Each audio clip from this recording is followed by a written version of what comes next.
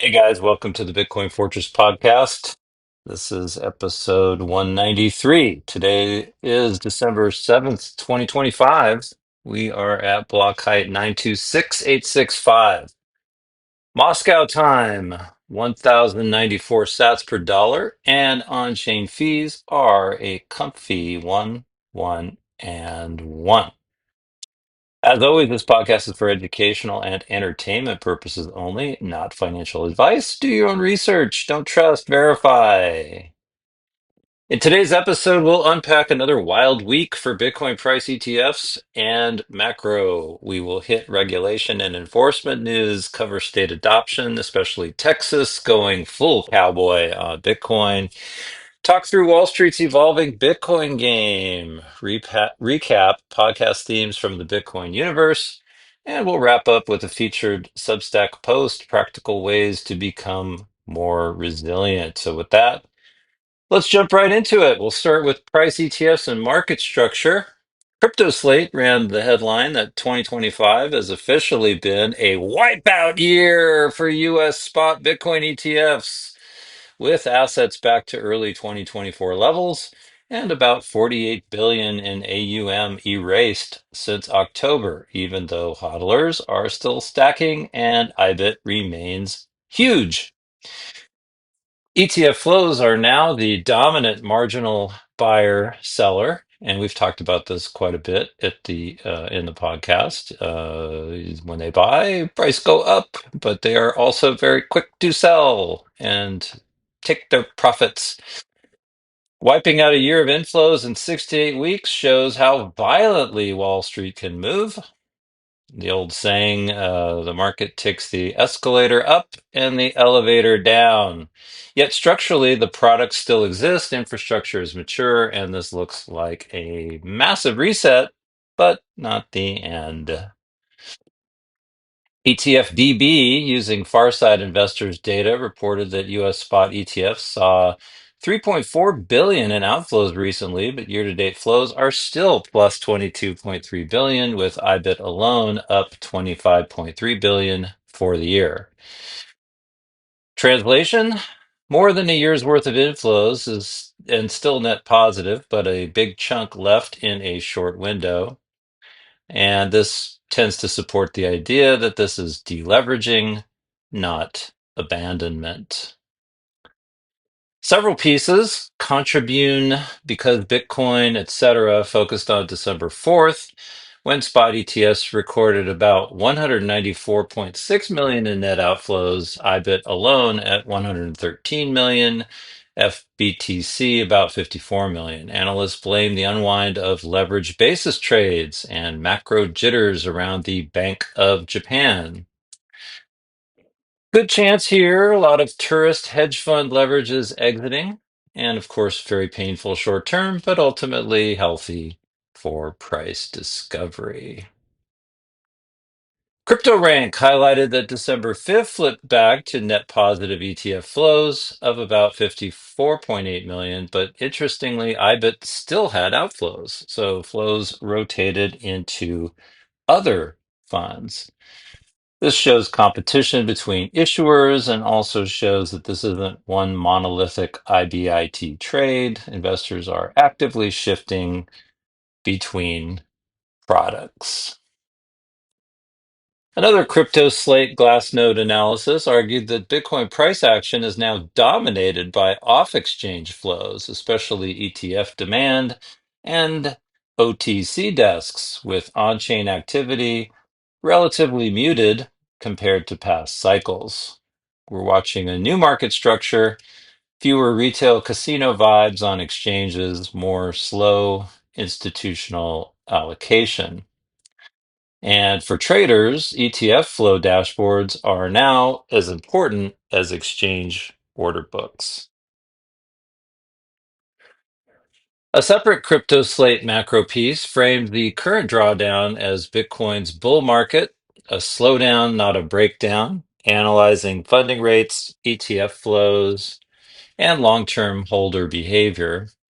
Big buyers have stepped off the gas, but they haven't fully reversed.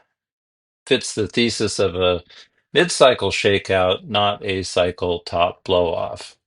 Of course, in my own mind, I'm mentally preparing myself for the bull market, or at least sideways chop, for a long time.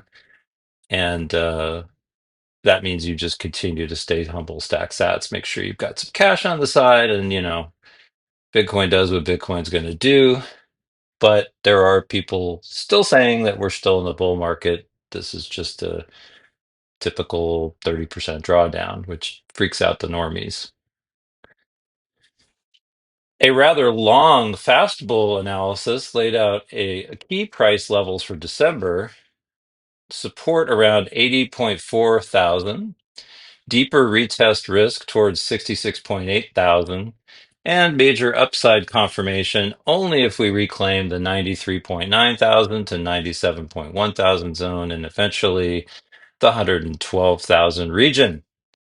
Now, if Bitcoin really touches all those price points, if you're dollar cost averaging, you're just picking up cheap sats at the bottom and a little bit more expensive higher up. And that's why DCA is the winning strategy, because you could also sit around and wait, and 66.8K doesn't show up. And then what? Then you still got cash and Bitcoin's over 100. So again, DCA is the way. Again, this is a very heavy technical analysis piece, but the narrative is downside risk remain.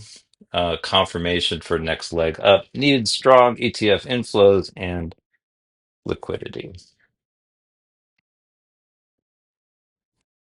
The same Fastbull piece also flagged 1.8 billion plus of December token unlocks across various shitcoins, warning that the new supply could pressure the broader crypto market even if Bitcoin stabilizes. So this is a good contrast, folks. Bitcoin has a known issuance schedule. Altcoins keep dumping new supply. So something else to watch out there as part of the narrative of why does Bitcoin keep trading sideways? What happened to the bull market? Bitcoin will do what Bitcoin will do. Business Insider summarized the month end as Bitcoin stumbling into December, about 32% off the October high above 120K, and trading in the high 80s amid ETF outflows, Bank of Japan worries, and concerns that big corporate treasuries like Strategy could eventually sell. This is a nice reminder that a 30% drop feels brutal to normies, but is standard issue volatility for Bitcoiners. So strap on your shield, prepare for battle. Next up, institutions, Wall Street, and products. First piece, Reuters reported that MSCI may kick, quote, cryptocurrency holding companies out of its indices, including Strategy, with potential outflows up to 8.8 billion if other index providers follow. Michael Saylor says basically we'll be fine, and notes Strategy is built to be a leveraged Bitcoin proxy. If MSCI does this, it could force some passive funds to deallocate from Bitcoin heavy corporates, and yet it may also push more people into spot ETFs or native Bitcoin instead of equity wrappers if they're looking for that exposure, which is kind of interesting if you think about it. Another Reuters piece covered how 2x long strategy ETFs are down 85%. Whoa. And even the short product is down 48%. What?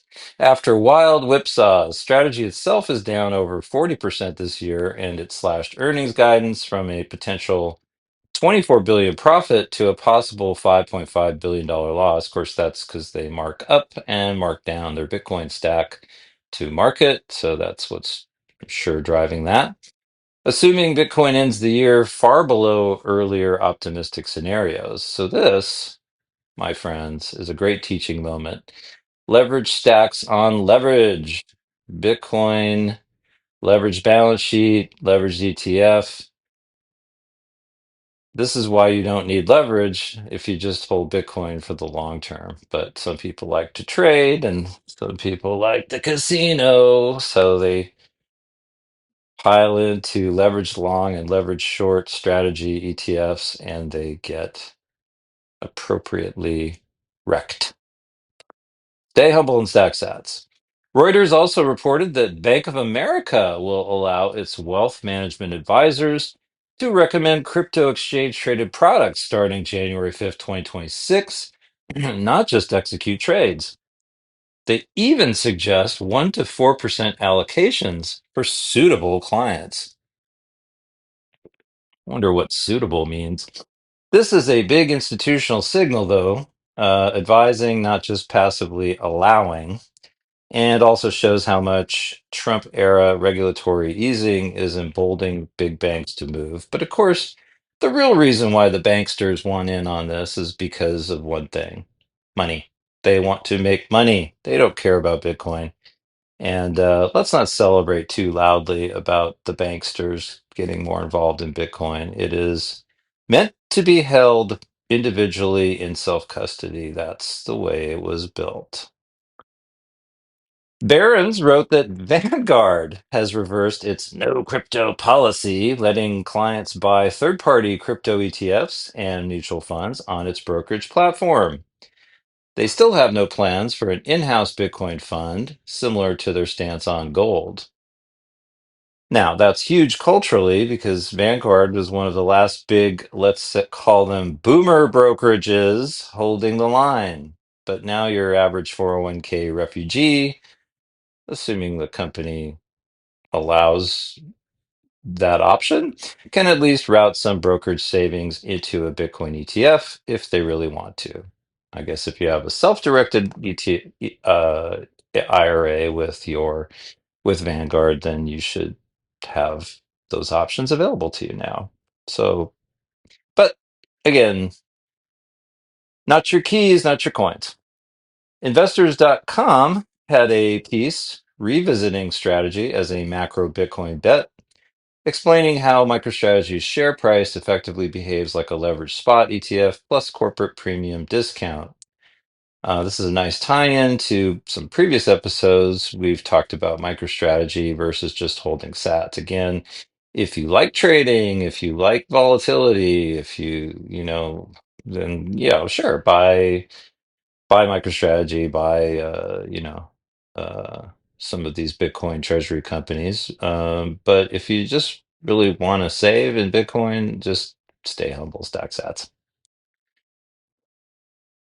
A niche but interesting article described BHODL, a company that holds 155 Bitcoin in a self-custodial treasury and uses Lightning channels to earn around 6% native Bitcoin yield by routing payments without rehypothecation or CeFi risk. This is a great example that Lightning yield is real, but limited and requires actual routing work and risk management. And we would, of course, contrast this type of yield with the altcoin DeFi casinos. This is a little bit more like earning interest on a treasury security, Bitcoin being the treasury security.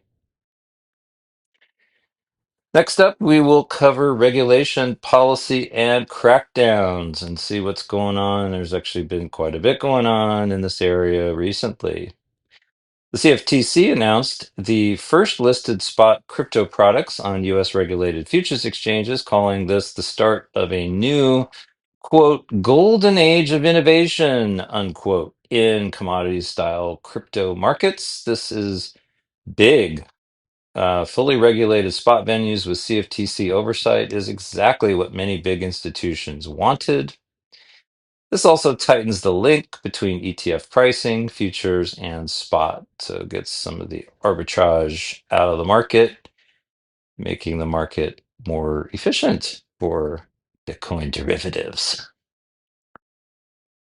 Crypto Slate followed up with a piece arguing that recent CFTC leverage and margin rules effectively opened the door for pensions, insurers, and mega funds, an estimated $25 trillion in assets to participate in regulated crypto markets once their internal risk boxes are checked.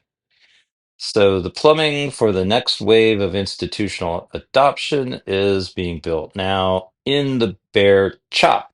So don't sleep on that.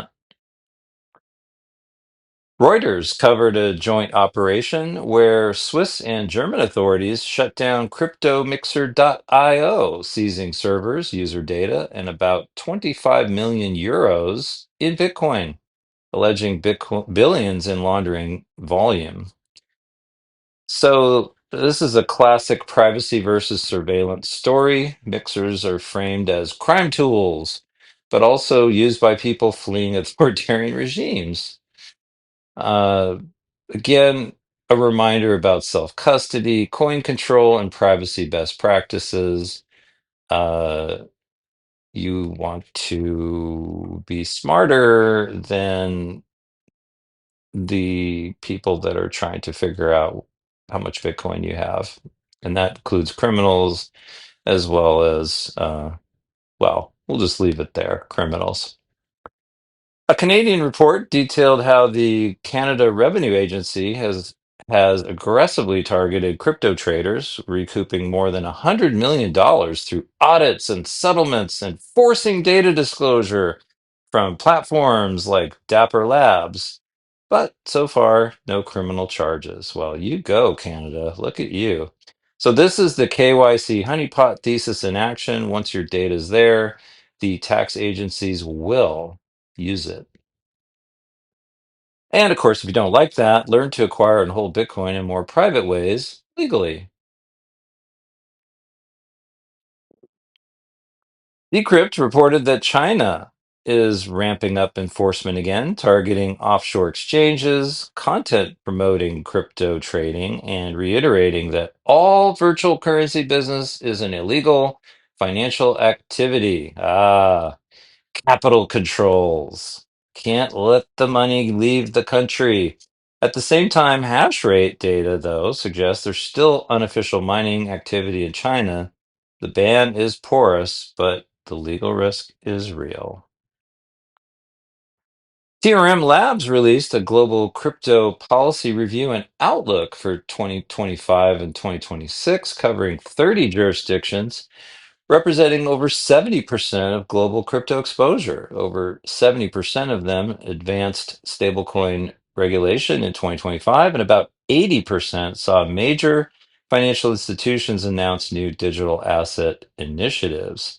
Big picture, regulators are moving from ban and panic to define and supervise, which ironically paves the way for more institutional Bitcoin adoption, although it is very, very slow.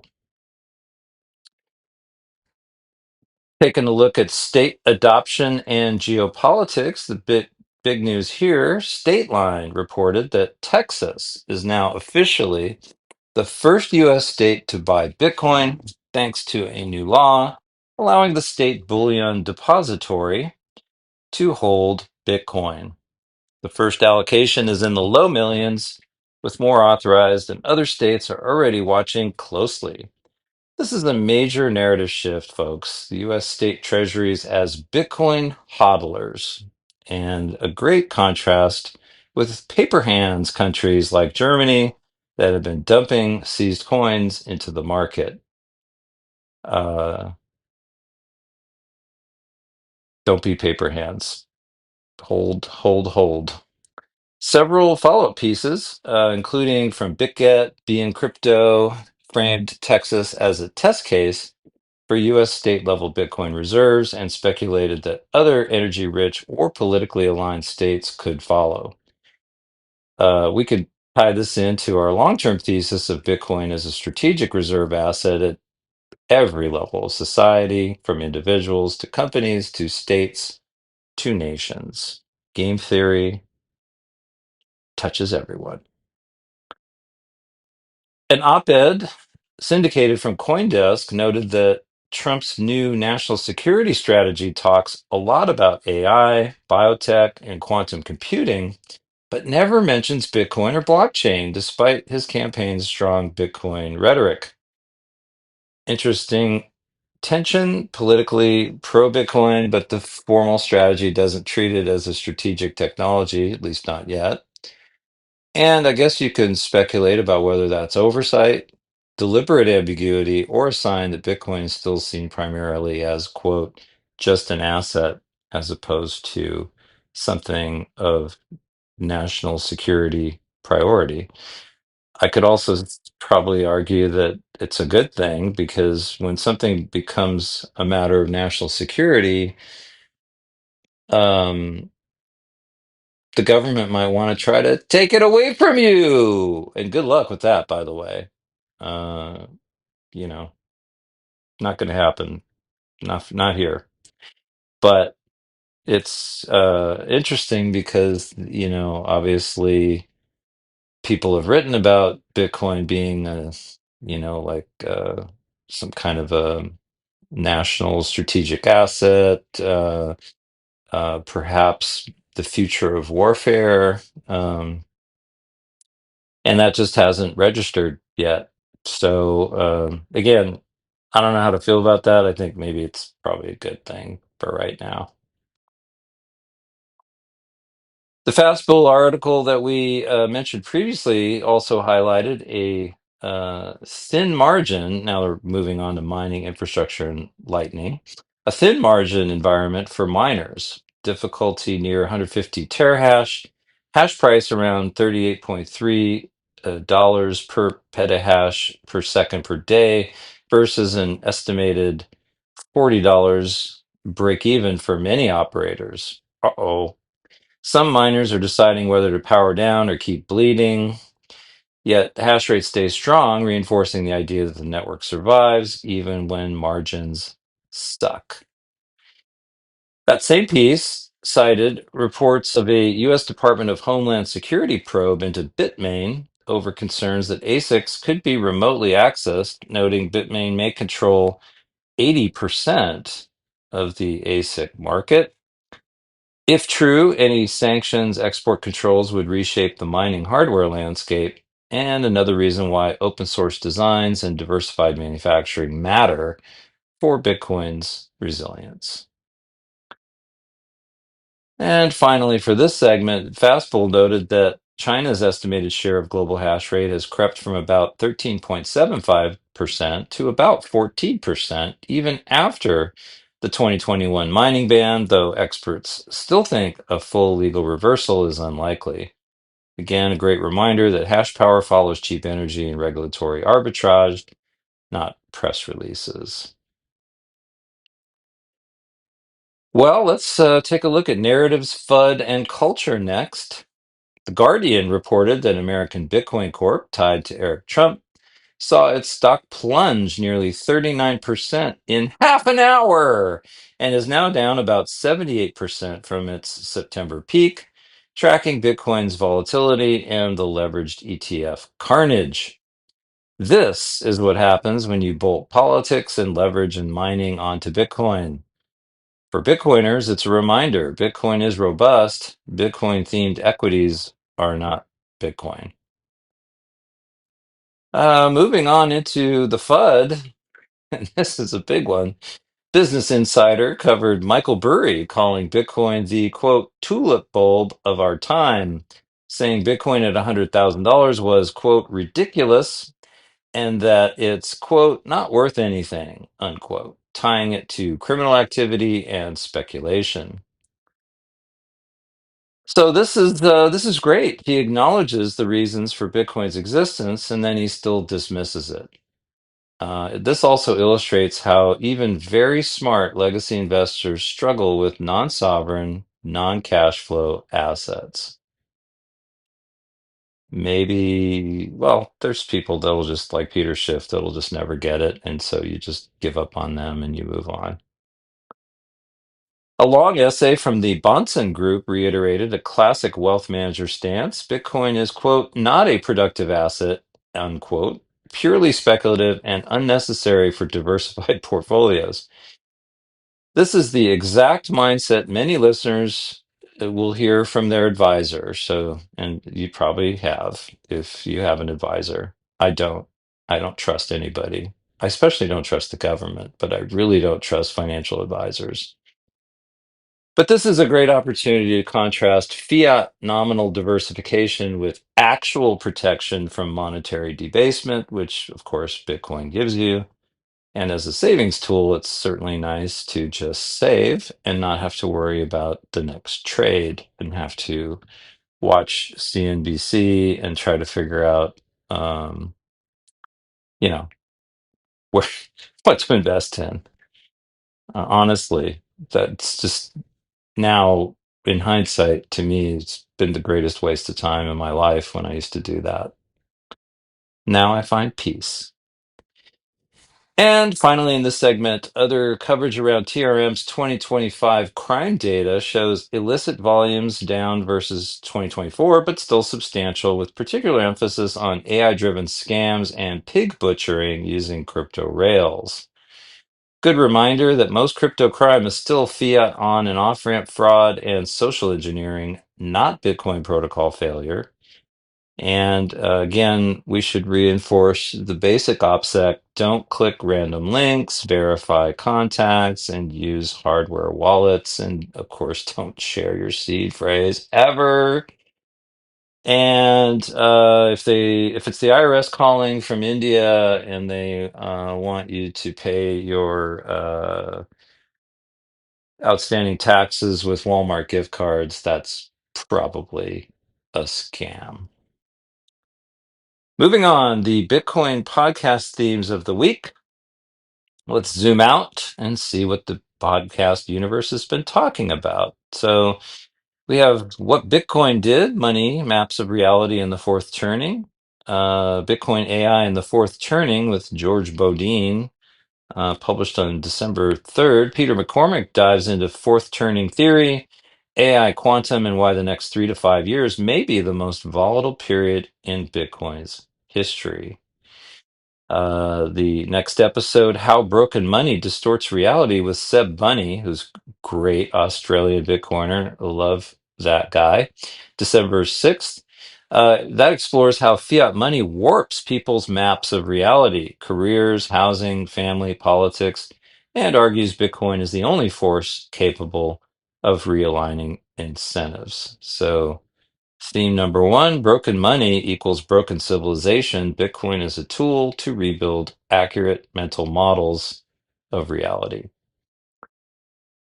Next, TFTC monetary base and long-term perspective. TFTC 689 Q3 2025 monetary base update with Matthew Mazinkas. Smart guy, very interesting guest, and Marty's had him on several times.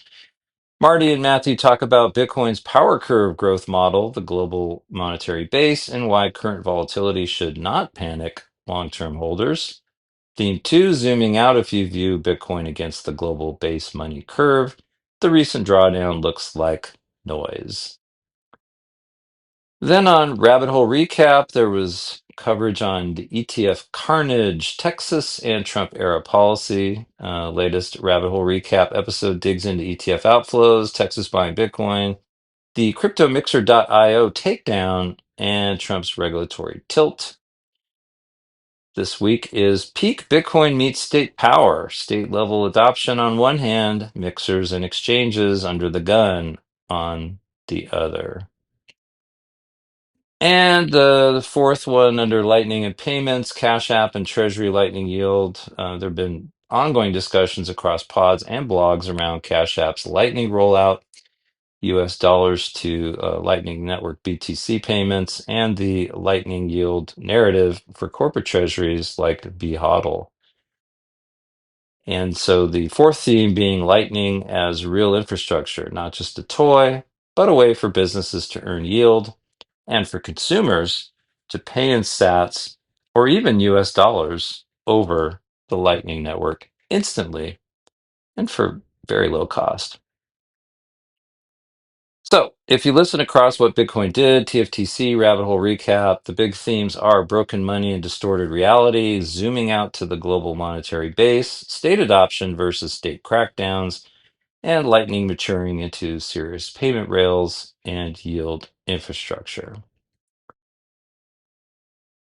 Next up, Wanted to talk about this week's featured Substack post. And again, links in the show notes to all the articles that we cover, including the podcast, the Substack post, as always, every week. So this week's featured Substack post is practical ways to become more resilient. In the piece, I talk about resilience, not as some abstract virtue, but as a set of practical habits. First, fix the base layer of your life, your money, by saving a Bitcoin instead of chasing yield in a fragile fiat system. Second, lower your time preference. Focus on health, skills, family, and community rather than short term price action. Third, build redundancy. Financial redundancy, emergency sats, multiple income streams, digital redundancy, backups, hardware wallets, multi-sig, and social redundancy, strong local relationships and trusted Bitcoin circles. I also emphasize the mental side of resilience. Bitcoin volatility becomes manageable once you frame it as a multi-decade monetization process rather than a week-to-week trade. The post ties all this back to the idea that holding Bitcoin is a powerful first step, but real resilience also means building a life where you're less dependent on fragile institutions and more grounded in things you control. And again, a link to that article will be in the show notes, and you can read the whole piece. Before we wrap up, a quick reminder about my three Bitcoin Fortress books. Bitcoin Fortress Simple Guide for Beginners is a no-nonsense introduction to what Bitcoin is, why it matters, and how to get things to get started safely. Bitcoin Retirement and Estate Planning, how to integrate Bitcoin into your long-term retirement strategy, tax planning, and inheritance with a focus on self-custody and multi-sig. And finally, the Bitcoin lifestyle, shifting from fiat anxiety to a low time preference life, where Bitcoin is the monetary foundation, not the obsession. If you're enjoying the podcast, these books go a lot deeper and are great to hand to friends and family that you are trying to orange pill gently and just in time for the holidays. That's it for episode 193 of the Bitcoin Fortress podcast. This week, we watched ETF flows whip around, Texas become the first U.S. state to stack sats, regulators simultaneously open doors for institutions and slam doors on privacy tools, and the usual cast of legacy finance characters tell us why Bitcoin is doomed.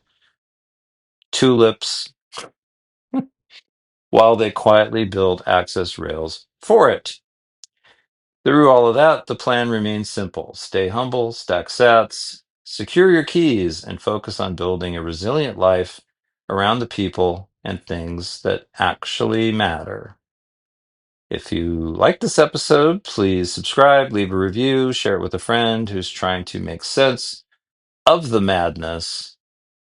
Thanks for listening, and I'll catch you on the next one. See you next week. Bye bye.